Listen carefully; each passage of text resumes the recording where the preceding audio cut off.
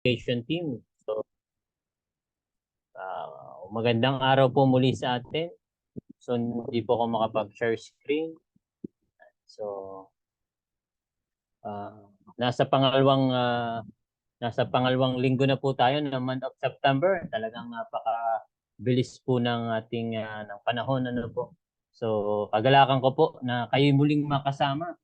Nagpupuri tayo sa Panginoon, nagpapasalamat dahil binigyan niya tayo ng panibagong araw na tayo magkakasama muli. So sa inyo pong lahat na nasa UAE, sa mga nasa Pilipinas, at maging yung sa mga nagtatrabaho po ay isang mapagpaalang araw po. Ngayong araw na to dito po sa bansang Pilipinas ay nagse-celebrate po tayo ng Happy Grandparents Day. Kaya po salamat po sa ating mga lolo't, mga lola, yung mga amoy lolo, pwede na din po yun, yung mga amoy lolo, saka amoy lola. Saludo po kami sa inyo. In fact, maraming mga magulang ay nakakapagtrabaho dahil yung kanilang mga anak ay yung lolo't lola nag-aalagaan po. So, tayo nagpapasalamat sa Panginoon. Mamaya pag-pray po natin ang ating mga lolo't lola. Ngayon po tayo nagpapatuloy sa pag-aaral ng salita ng Panginoon. Kamusta po ang journey nyo sa Book of Judges? Medyo mabigat, medyo makadamdamin, at lahat ng pwedeng mga hindi inaasahan ay mababasa natin dito sa Book of Judges. Ano po? May action, may drama, may mga immoralidad, pero I do believe na merong sinasabi ang Lord at meron siyang pangungusap sa kanyang iglesia at lalo na po sa ating lahat. Ngayong araw na to, tayo po ay nasa Judges chapter 10 verses 1 to 18 na po kahapon, at nung Friday ay binasa po natin yung kwento ni Abimelech na anak ni Gideon. Kanina po ay pinaalala ng Pastor Joel yung mga ilang prinsipyo o yung ilang prinsipyo ng mga ginawa na dapat nating gawin, ano po. At ngayong araw na to, sa pagpapatuloy ng ating series, ng ating MTM o ng ating pagbabasa ng Bible at pag-aaral, Judges 10 verses 1 to 18, pero ang ating pong bibigyang pansin lamang ay itong Judges 10 verse 6 to 16, ano po. So, dito po tayo magfo-focus at pinamagatan po natin itong ating pag-uusapan ngayon, Receiving God's Help, ano po. Tamang-tama sa ating inawit kanina, Came to my rescue, na may Diyos na sa atin ay sumaklolo, ano po. At dito po mababasa din natin kung paano po sila tinulungan ng Diyos, ano po. So basahin ko po sa Magandang Balita Biblia. Hopefully po tayo po ay nasa lugar na ready na makinig sa salita ng ating Panginoon. Hukom Gis, talatang 6 hanggang 16, ano po.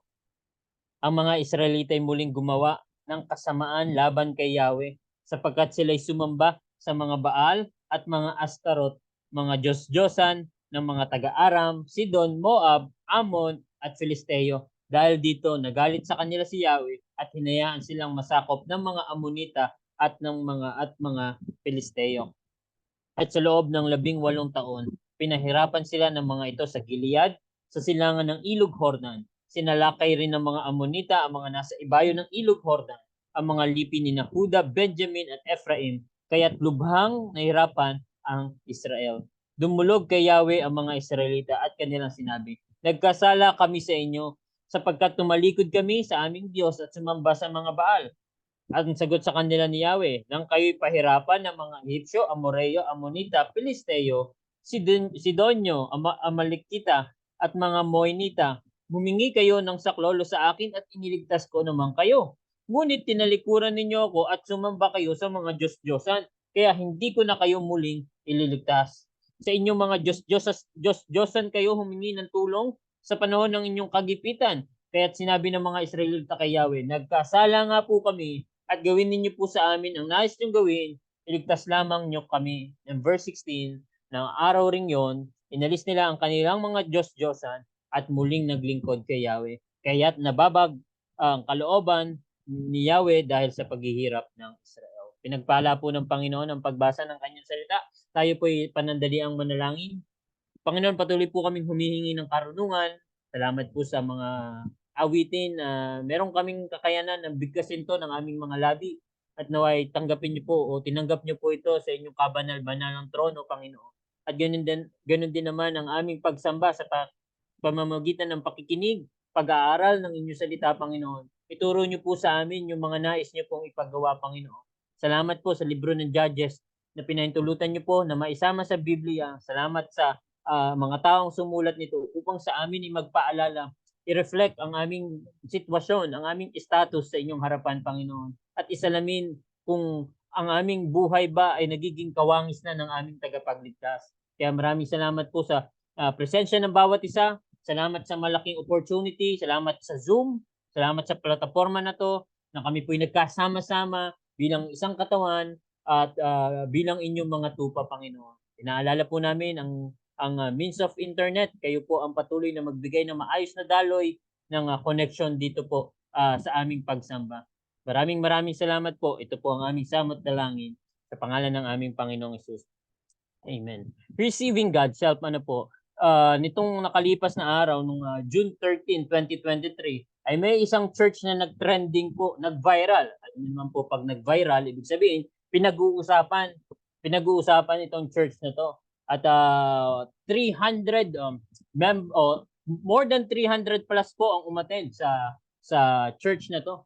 At madami nga pong in-interview regarding kamusta ang experience nyo. Ito po ay sa Germany, True to Life po ito. Nirelease po yan nung June 13, 2023. Tinanong sila, kamusta ang church? Sabi ng iba, okay naman.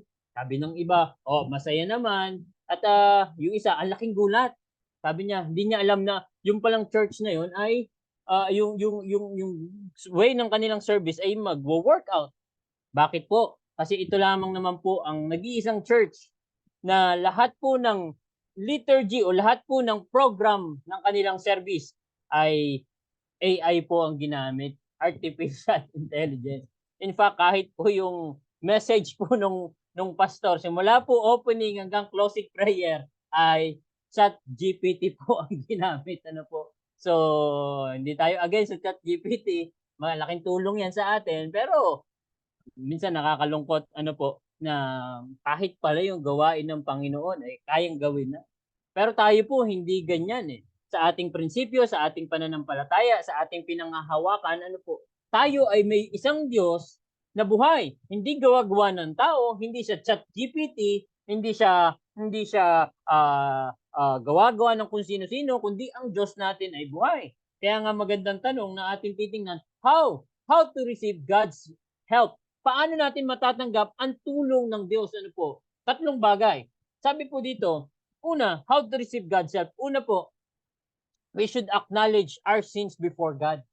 Para maranasan po natin yung pagtulong ng Diyos, maranasan natin yung himala ng Diyos, maranasan natin yung pagpapala ng Diyos. Unang-una po, kailangan nating i-acknowledge yung mga kasalanan.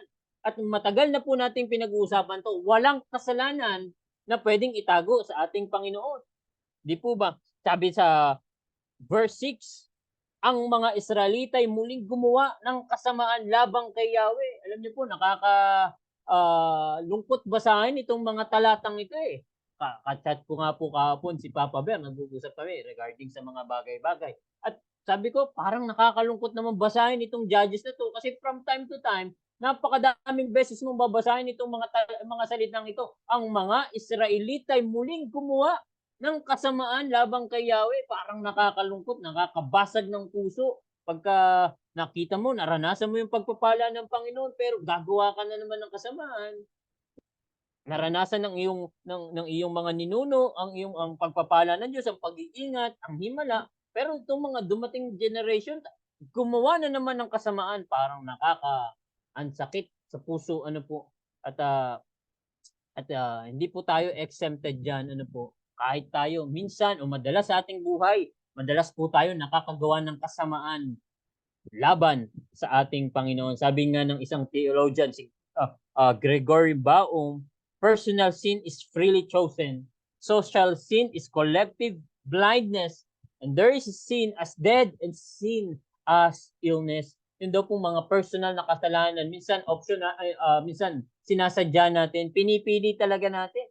At nakakalungkot po yan. Social sin is collective. Yung po bang hayagan na. Na para bang hindi na tayo parang nabubuhay na tayo na walang Diyos.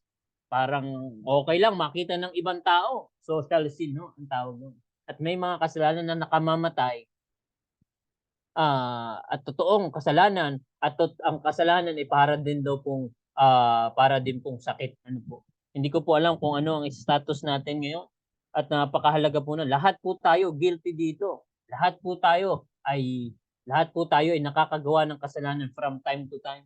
Kaya nga sabi ng Santiago 2:10, ang lumalabag sa isang utos kahit tumutupad sa iba pa ay mananatiling paglabag daw po 'yon sa buong kautusan. Masunod mo man yung 99 na utos na tama, pero pag may ginawa ka pa rin isa, ay talagang lumalabag ka pa rin po. Kaya nga magandang tingnan po natin ano po dito. As we acknowledge our sins before God, tingnan natin ang mga dalawang katotohanan when we talk about sin. Una po, sin separate us from the Lord. At ito po ay isang reality. Lagi ko nga pong sinasabi din sa inyo na simula po nang tayo ipanganak sa mundong ito, lahat po tayo ay papuntang impyerno. Wala po sa atin na makapagsabi na simula nung pinanganak ay papunta tayo langit. Hindi po, lahat po tayo nung pinanganak sa mundong ito ay papunta ng impyerno. Yun po ang katotohanan dahil po sa kasalanan na meron tayo simula po sa ating mga ninuno kay Adan na ating pong minana na hanggang ngayon po ay nararanasan natin. Sin separates us from the Lord. At sabi din po ng Romans 6:23, the wages of sin is death. Talaga pong nakakapagpahiwalayan. Kaya nga ang salitang kasalanan, sin, ay hindi po basta-basta nilalaro. Yan po isang seryosong bagay. Ano po? Yan ay hindi basta-basta pwedeng paglaruan. Dahil yan yung bagay na nakapagpalayo sa atin, sa ating Panginoon. Gustong-gusto ko po yung explanation ni John Piper sa pertaining sa sin. Ano po? Sabi niya, what is sin? Sabi ni John Piper, ano ba ang kasalanan? Ito po ang kanyang explanation. It is the glory of God not honored. Kapag daw po hindi natin pinaparangalan ang Panginoon, the holiness of God not reverence, kapag hindi natin ginagalang ang kanyang kabanalan, the greatness of God not admire, the power of God is not praised, the truth of God not sought, the wisdom of God not esteemed, the beauty of God not treasured, the goodness of God not savored, the faithfulness of God not trusted, the commandments of God not obeyed, the justice of God not respected, the wrath of God not feared, the grace of God not cherished, the presence of God not prized, the person of God not loved. That is sin. Kapag daw po hindi natin binibigyan ng karangalan ng ating Panginoon, kapag hindi natin ginagalang ang kabanalan ng ating Panginoon, kapag hindi natin ina-admire o hindi natin pinagpapasalamat yung kanyang kadakilaan sa ating mga buhay, yung kanyang kapangyarihan, kapag hindi na natin inaawit yan, kapag nalilimutan na natin, kapag yung kanyang kabanalan, yung kanyang katotohanan ay hindi na itinuturo, yung kanyang karunungan ay hindi pinapabayaan na po, yung kagandahan ng ating Panginoon ay hindi na po iniingatan, yung kabutihan ng Panginoon ay hindi na natin baliwala na lamang. Yung katapatan ng Panginoon ay hindi na natin pinagkakatiwalaan. Yung utos ng Diyos ay hindi natin sinusunod. Yung hustisya ng Diyos ay hindi natin nirerespeto. Yung galit ng Diyos ay baliwala na lang sa atin, hindi na natin kinakatakutan. Pag hindi na natin pinagpapasalamat yung kanyang ginawa sa krus ng Kalbaryo, yung the grace of God not cherished, yung the presence of God not prized. At kapag daw po yung buong pagkatao ng ating Diyos, yung attributes niya, yung kanyang karakter ay hindi na nating minamahal, yun daw po ay tinatawag na kasalanan. And I do believe right now, all of us, nandito po, nakasama ko ngayon, we are guilty about it. We are guilty siguro sa ilan o sa isa, sa dalawa, sa tatlo o higit pa. Kayo lamang po ang nakakaalam lamang na.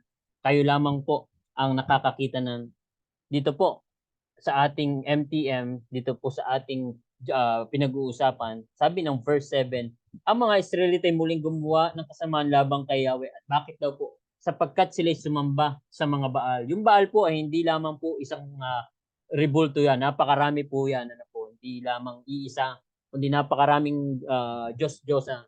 At mga Astarot, mga Diyos-Diyosan ng mga taga-Aram, Sidon, Moab, Ammon at Filisteo. Yun po ang kanilang ginawa. Sa kabila ng kabutihan ng Diyos sa bansang Israel, pinili pa rin nila ang gumawa ng kasalanan. Kaya nga po, sin separate us from the Lord. Yun po ang katotohanan. At pangalawang katotohanan na pwede nating maunawaan ngayon mula sa kwento na ating pinag-uusapan, hindi lang kasalanan yung nagpahiwalay sa atin, kundi yung kasalanan din po ang naghihinder para hindi po tayo tulungan ng Panginoon, para hindi po natin maranasan yung kagandahan ng ating Panginoon, para hindi po natin maranasan yung kadakilaan ng ating Panginoon. 10 to 11, dumulog kay Yahweh ang mga Israelita at kanilang sinabi, nagkasala kami sa inyo sapagkat tumalikod kami sa aming Diyos at sumamba sa mga Baal. Tingnan niyo po ang sagot ni Yahweh. Ang sagot sa kanila ni Yahweh, nang kayo'y pahirapan ng mga Ehipsyo, Amoreo, Ammonita, Filisteo, Sidonyo, Amalekita at mga Maonita, humingi kayo ng saklolo sa akin at iniligtas ko naman kayo. Ngunit, sabi po dito, but tinalikuran niyo ako at sumamba kayo sa mga Diyos-Diyosan niyo. Parang normal na sa bansang Israel ang makalimot. Ano po? Parang sinasadya nga. Kaya ang sabi dito ni Yahweh, kaya hindi ko na kayo muling ililigtas. Sa inyong mga Diyos-Diyosan kayo humingi ng tulong sa panahon ng sa panahon ng kagipitan. Ano po? Dito mababasa natin parang ang sakit naman ng mga salitang binitiwan ni Yahweh, humihingi na nga ng tulong Parang nagmamakaawa na. Pero dahil nga po sa paulit-ulit, di po ba nabanggit po kahapon, nung Sunday, at nabanggit din po sa ating MTM nung last Wednesday, yung background ng Judges. Parang cycle kasi ang nangyayari dito. Kagawa ng tama, magkakaroon ng problema, tatalikod ang bansang Israel, sa kabutihan ni Yahweh, magpapadala siya ng judge, ng hukom. Pero dahil pagkatapos noon, gagawa ng tama, at after noon, ilang taon, babalik ulit, gagawa ulit ng kasamaan. At anong gagawin ni Yahweh? Mapadala ulit siya ng hukom. Yan po ang cycle ng Book of Judges. Kaya dito mababasa natin na hindi ko na kayo tutulungan, na para bang sininson ang mga bansang Israel. Hindi ko po alam kung naranasan niyo ng masinson, ano po. Lalo na kapag oras talaga at nangangailangan kayo ng reply doon sa taong yun, nangangailangan kayo ng sagot doon sa taong yun, tapos bigla kayong isisinson. Medyo mahirap yun, ano po, medyo masakit sa ating damdamin.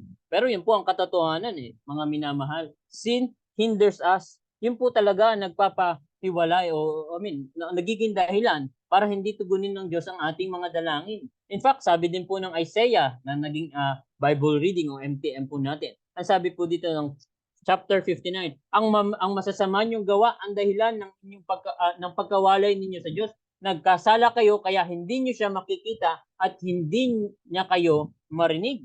Hindi lamang po yun. Sa Mikas 3 verse 4, darating ang araw na kayo dadaing kay Yahweh, ngunit hindi niya kayo tutugunin. Hindi niya kayo papakinggan dahil sa inyong mga kasamaang ginawa. And Panaghoy 3, verse 44, ang galit mo'y tilang makapal na ulap na hindi malampasan ng aming mga dalangin. So, makikita nyo dito sa Bible, talagang seryoso po ang Bible, seryoso si Yahweh pag pinag-uusapan ang salitang kasalanan. Why? Because sin hinders us from the help of the Lord. Ano yung mga katotohanan patungkol sa kasalanan? Ang kasalanan na nagpahiwalay sa atin. Nung pumasok ang kasalanan, alam natin yung kwento, si Adan, ang original plan, ma-enjoy niya yung presence, kasama ang Panginoon, kasama si Yahweh. Kaya lang, nung pumasok ang kasalanan, nagpahiwalay. At ito po yung ating nararanasan yun. Sin separate us from the Lord. At hindi lamang po hiniwalay tayo, kundi every time na tumatawag tayo at meron tayong kasalanan, ay ito rin po yung humahadlang para pakinggan tayo ng ating Panginoon. Kaya nga, paano natin maranasan yung tulong ng ating Panginoon? Una, i-acknowledge natin yung ating mga pagkakamali, yung ating pagkakasala. Acknowledge our sins before God. Hindi lamang po acknowledge, hindi lang natin tanggapin, kundi aminin po natin, i-confess natin how to receive God's help, not just to acknowledge our sins before God, but we need to confess. Pag sinabi pong confess, talagang sinasabi po yan. Kaya nga dito po sa ating pinag-uusapan, dumulog kay Yahweh ang mga Israelita at kanilang sinabi, nagkasala kami sa inyo sapagkat tumalikod kami sa aming Diyos at sumamba sa mga Baal. Naging honest sila, hindi lang sila naging honest, kundi inamin din nila yung kanilang pagkakamali. Minsan po ang problema sa atin, nagkamali na nga tayo pang mayabang sa Diyos, di po ba? Nagkamali, hindi, kaya kong tulungan ang sarili ko. Nagkamali na nga tayo, hindi kita kailangan, kaya kong mabuhay. Minsan nakakalungkot po yung ganung kwento. Sa halip na i-acknowledge natin, sa halip na i-confess natin, minsan nagiging mayabang pa tayo sa harapan ng Panginoon. Para maranasan po natin ang tulong ng Panginoon, hindi lang natin i-acknowledge, kailangan din po natin i-confess yan. Sabi ng verse 15, nagkasala nga po kami at gawin ninyo sa amin ang nais nyo gawin, iligtas lamang nyo kami ngayon. Ano po? So, nakikita din naman natin yung sinseridad ng bansang Israel sa kwentong ito. Alam nila, inamin nila, inadmit nila, at ngayon humihingi sila ng tawad. Sabi nila, nagkasala po kami at gawin ninyo sa amin ang nais nyo gawin. Alam niyo po, there's a 3 ways to confess sa mundong ito. Ano po, habang tayo nabubuhay. Kasi yamang tayo laging nagkakamali, yamang lagi po tayo nagkakasala, yamang tayo ay nasa progression o nasa sanctification at hindi pa po tayo glorified body, nagkakamali tayong lahat. Ano po, mayroong 3 bagay to confess. Una, yung tinatawag na private, you and God, ano po. Kaya nga kapag tayo nakagawa ng pagkakasala, lalo na po alam natin na nasaktan talaga natin ang ating Panginoon, ay hindi na po natin kailangan pumunta kung kani-kanino tao para lumuhod at mangumpisal. Ano po, tayo po ay meron na tayong direct access, ano po, meron na tayong connection mula sa ating Panginoon. Aminin natin ang ating pagkakamali, aminin natin ang ating pagkakasala. Kaya tayo po sa GC Dubai, walang judgment eh. Wala tayong judgment, hindi tayo nabubuhay sa judgment. Ang Diyos lamang ang magja-judge. Kaya yung isang kapatid, kapag nagkasala at humingi na ng tawad sa Diyos, yun ay tinuturing na natin, pinatawad na ng Diyos. Ini-extend natin yung grace kasi ang Diyos nga nagpatawad. Kaya ang una, pag isang paraan para tayo mag-confess, yung privately. You and God, ano po, aminin natin lahat ng ating pagkakamali, lahat ng ating pagkukulang, aminin natin. Hindi lamang po private, minsan kailangan din yung personal. You and another, ano po, ibig sabihin nito, yung small group, kaya ako talagang ang propaganda ko ay yung small group natin, muling palakasin. Kailangan natin ang isa't isa, tulong-tulong sa paglago. Kailangan natin, ang daming pinapagawa ng Diyos, ang daming kailangang itama sa atin. Open rebuke is better than secret love, di po ba? Maigi pang i-rebuke tayo kaysa kung ano-ano naman sinasabi pag nakatalikod tayo. Di po ba, open rebuke is better than secret love? Personal, you and another.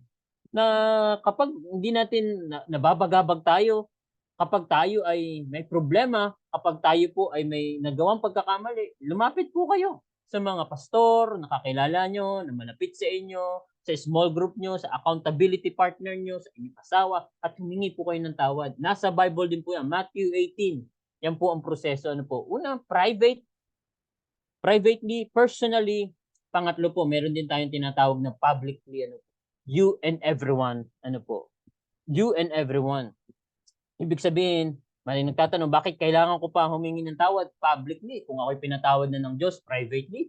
At kung ako'y pinatawad na ng mga ilang taong nasaktan ko, bakit kailangan ko pang humingi publicly? Alam niyo po, sa ating pong church ay hindi po kahihiyan ang humingi ng tawad, ano po, publicly. Ang publicly confession po, ibig sabihin na publicly nire-rebuke mo ang gawa ng kaaway.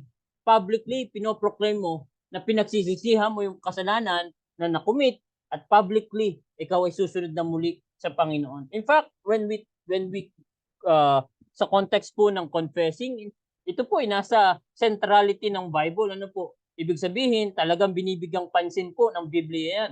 Sa marami pong mga talata, sa Mark 1:5, confessing their sins. Sa Matthew 3:6, confessing their sins. James 5:16, confess your sins. 1 John 1:9, if we confess our sins. Acts 19 verse 18, confessing, ano po. So, hindi po yan ngayon lang nangyari, noon pa man yan po ay pinapaalala na, ano po. And again, there's a 3 way to confess. Privately, you and God. Personally, you and another. Publicly, you and everyone. Ano po, you and everyone.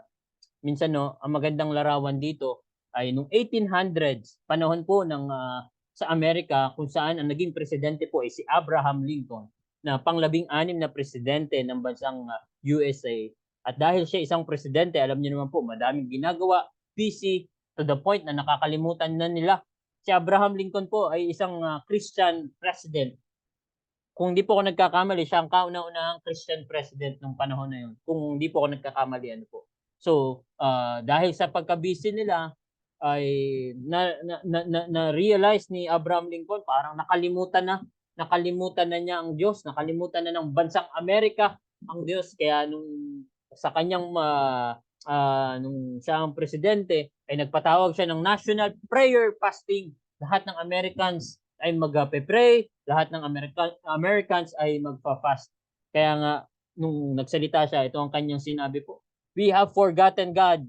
We have forgotten the gracious hand which preserved us in peace and multiplied and enriched and strengthened us. And we have vainly imagined the deceitfulness of our hearts that all these blessings were produced by some superior wisdom and the virtue of our own. Sabi niya, kaya tayo mag-aayuno, kaya tayo mananalangin kasi nakalimutan na natin ang Diyos. Nakalimutan na natin na siya ang dahilan ng pagpapala, ng kapayapaan. Siya ang dahilan kung bakit tayo may mga kinakain, may dahilan kung bakit may mga blessings at nakalimutan na natin na natawagan ang ating Panginoon.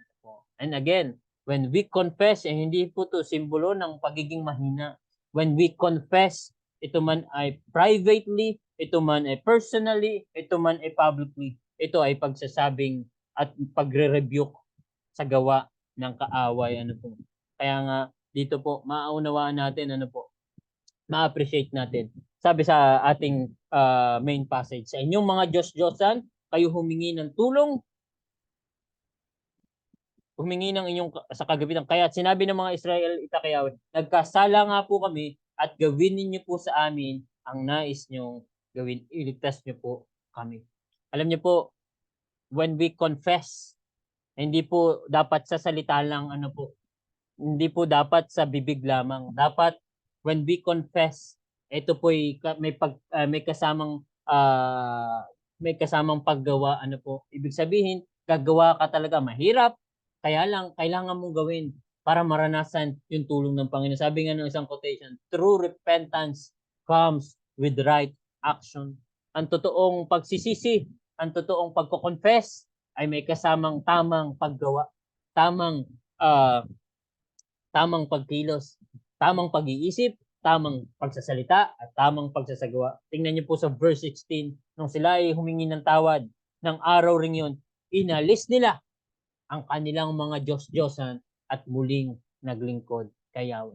Hindi lang nila in-acknowledge, kundi nag-confess pa sila.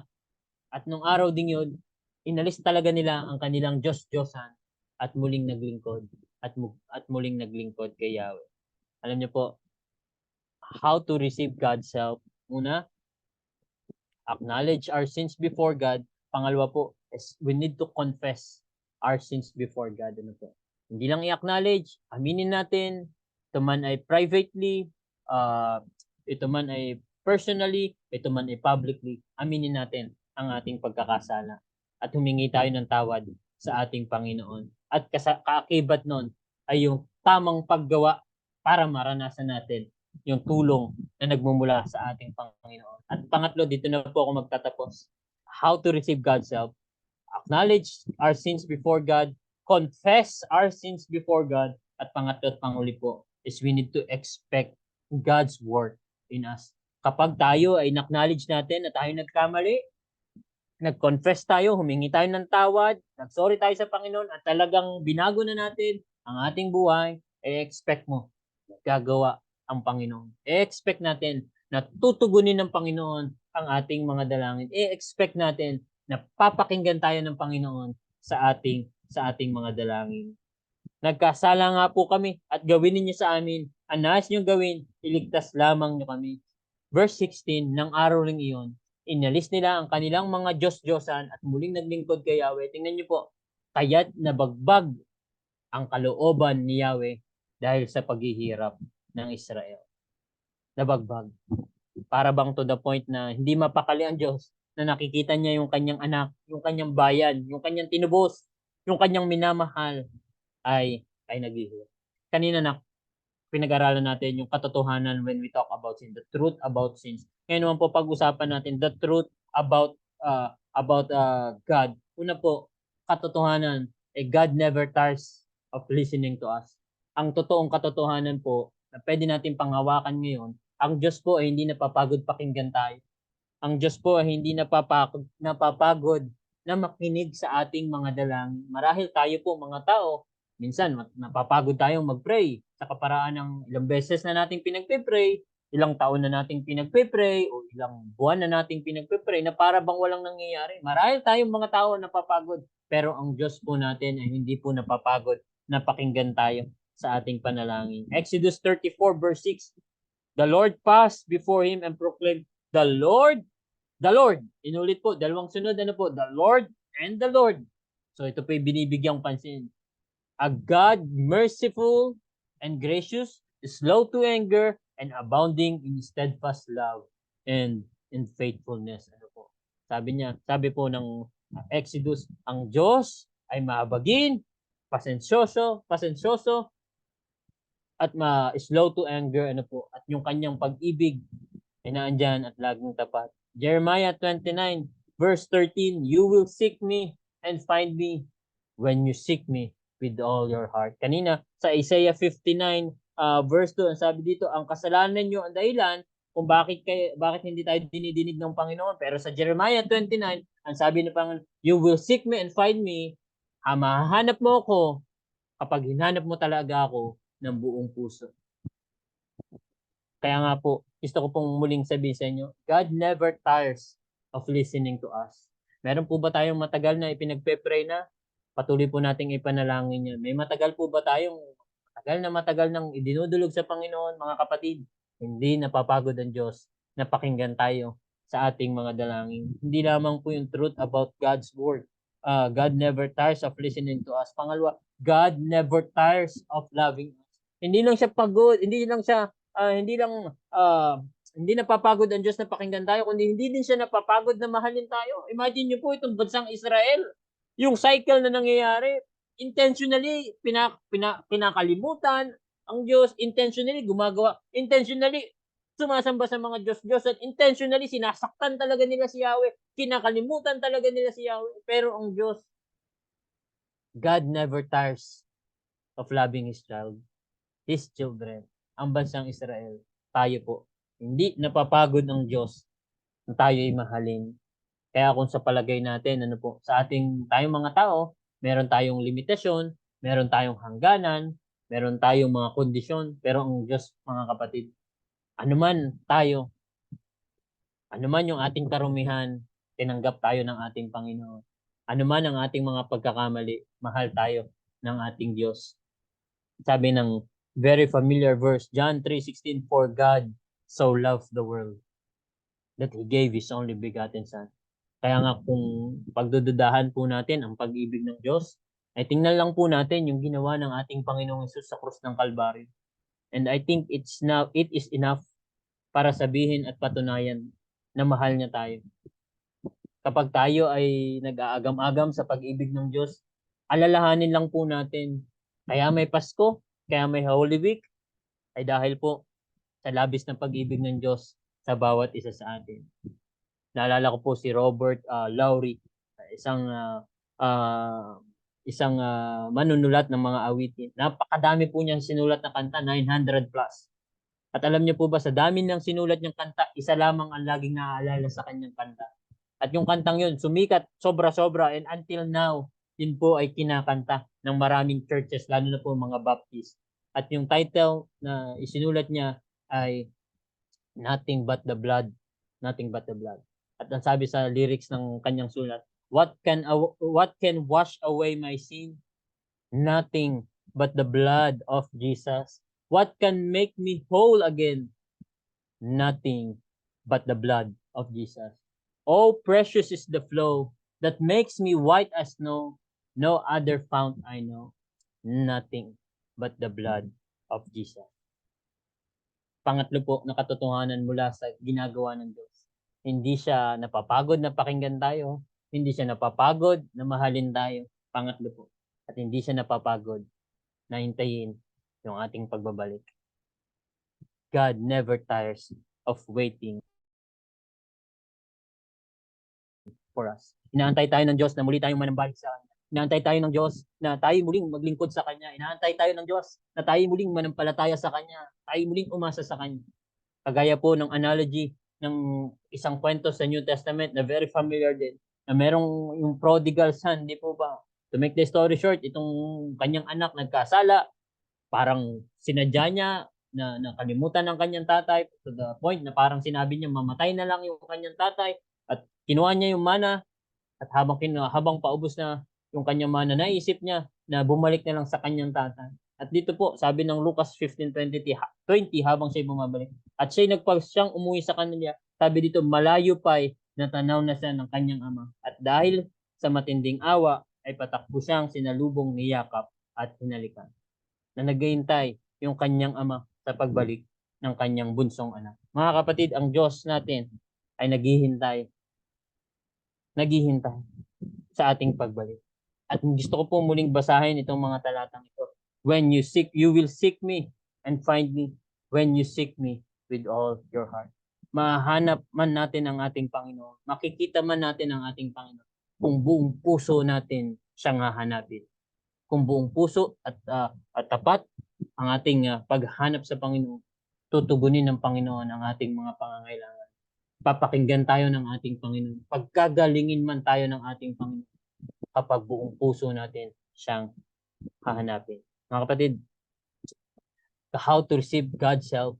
Una, we need to acknowledge our sins before God dahil ito po yung dahilan kung bakit hindi tayo pinapakinggan ng Panginoon, bakit hindi natin nararanasan ang tulong ng Diyos. Pangalawa, humingi po tayo ng tawad, hindi lang i-acknowledge, humingi tayo ng tawad. I-address natin lahat ng ating pagkakamali, privately, personally, and publicly. At pangatlo po, how to receive God's help. I-expect po natin na merong ginagawa ang Diyos sa ating mga buhay. Siguro po, ang magandang tanong na ating pag-uusap-usapan ngayon, ating bubulay-bulayin mamaya after ng ating worship service, ini-encourage ko po na kayo po mag-join lahat. Ano po, questions to ponder, ano yung distractions or competing priorities na naghihinder sa atin para iuna ang ating Panginoon. Ano po? Dahil ang Diyos dapat priority, hindi po option eh. Ano yung option? Pagka option mo lang umattend, kapag feel mo lang umattend, kapag magaganda lang ang nangyayari sa iyo, tsaka ka lang option po ang tawag nun. Pero when we talk about priority, kahit anong nangyayari sa iyo, ano man kahit gaano ka man ka-busy, lagi mong uunahin ang ating Panginoon. Kaya nga magandang i-share natin o discuss natin. Ano yung distraction po na minsan hindi nagiging priority ng Diyos, natin ang Diyos sa ating buhay. At pangalawa po, how can we avoid falling into the same sins in the future? Paano natin tutulungan ang isa't isa na hindi na malaglag sa pagkakamali na yun?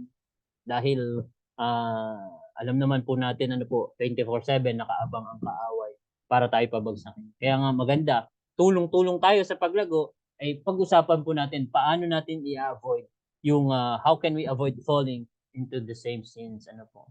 Kaya nga po itong Judges chapter 10 ay hindi po patungkol sa bansang Israel na punong-puno ng pagkakamali.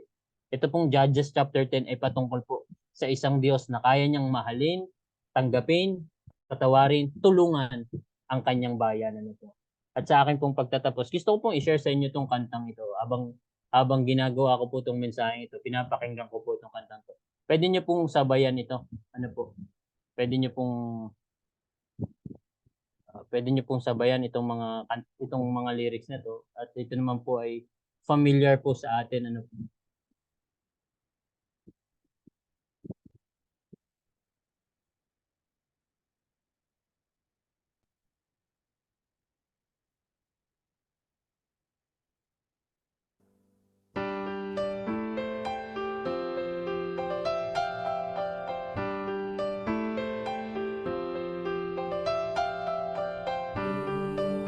When you've prayed every prayer that you know how to pray,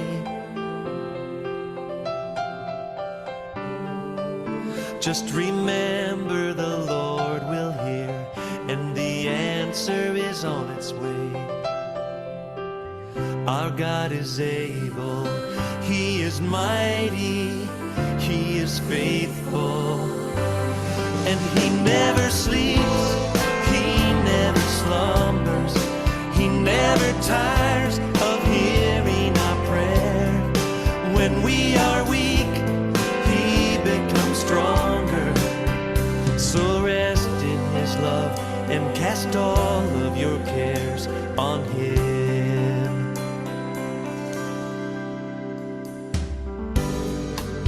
Do you feel that the Lord has forgotten your need? Just remember that God is always working in ways you cannot see. That's right. Our God is Pwede po able, natin sabayin yan. He is mga awit. mighty, He is faithful, Sama-sama po nating awitin. and He never sleeps, He never slumbers, He never tires of hearing our prayer. When we are weak, He becomes stronger.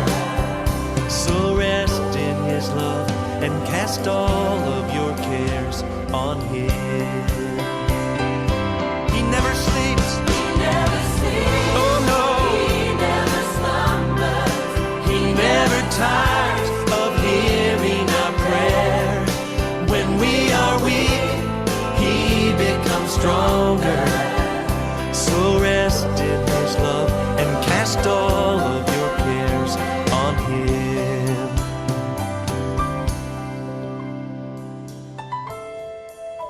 The Bible tells us to cast all of our cares on Him because He cares for us. My friend, this is more than a promise, it's a command. So be at rest, because today God is working in ways that you cannot see. He never sleeps, He never slumbers. Sing it. He never sleeps, He never slumbers, He never tires He never tires of hearing our prayer. When we are weak, He becomes stronger. So rest in His love and cast all of your cares on Him. He never sleeps. Yeah. He never sleeps. He never slumbers. He never tires He never tires of hearing our prayer. When we are weak, He becomes stronger. So rest in His love and cast all of your cares. So rest in His love and cast all of your cares. So rest in His love and cast all of your cares on Him. Sige po, tayo po ay manalangin. Panginoon, maraming salamat po. Salamat po sa inyong mga salita na sa amin po ay laging nagpapaalala, Panginoon. Salamat po dahil yung kwento dito sa Book of Judges, marahil ay maraming beses po naming mababasa ang pagkakamali ng bansang Israel. Pero at the end of the day, Panginoon, tinuturo niyo pa rin na mas malawak ang inyong biyaya kaysa sa aming mga pagkakasala, Panginoon. Kaya sa araw na to, kami po ina-acknowledge namin ang aming mga pagkakamali at hinihingi po namin ng tawad. At sa araw na to, yamang ina-acknowledge at yamang hiningi namin ng tawad ng aming mga kasalanan, ay ine-expect po namin, Panginoon, ang inyong gagawin sa aming mga buhay. Salamat po dahil hindi ka napapagod na pakinggan ang aming mga dalangin, Panginoon. Salamat po, hindi ka po napapagod na mahalin kaming laging nagkakamali sa iyo. At maraming salamat po dahil hindi ka po napapagod na antayin kami na muling bumalik, na muling sumamba at muling maglingkod sa inyo. Maraming salamat po. Ito po ang aming salamat dalangin sa pangalan ni Jesus. Amen. Amen.